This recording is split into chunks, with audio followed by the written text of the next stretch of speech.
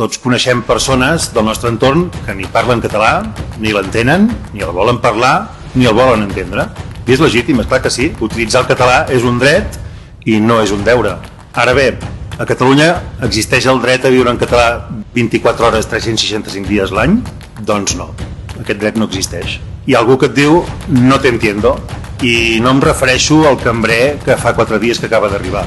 A vegades és un metge, a vegades és un professor, a vegades és un policia, a vegades és un jutge i a vegades és un funcionari municipal.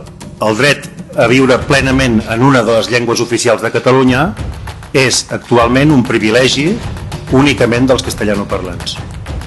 I si algú no se n'ha donat mai d'això, és que és un d'aquests privilegiats. Quan diuen que hi ha territoris on fa falta un reforç del castellà, doncs tampoc és veritat. A Olot no fa falta un reforç de castellà a l'escola, ni a Ripoll, ni a Manresa.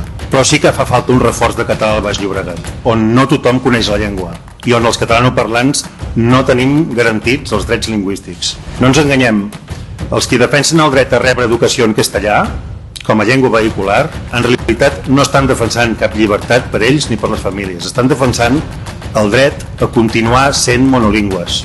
Què està fent el PSC amb aquesta moció? Doncs, per una banda, diu donar suport a la immersió lingüística i per l'altra diu que cal respectar les decisions judicials encara que vagin en contra de la immersió lingüística. Per tant, la moció del PSC diu una cosa i la contrària, que és fantàstic, és com estar a favor del matrimoni gai i alhora donar la raó als tribunals d'Hongria. Jo en parlo 6 idiomes. Per tant, a mi ningú m'ha de convèncer de les virtuts del plurilingüisme. Però demanem a tothom que s'apliqui el mateix cuento per si mateix.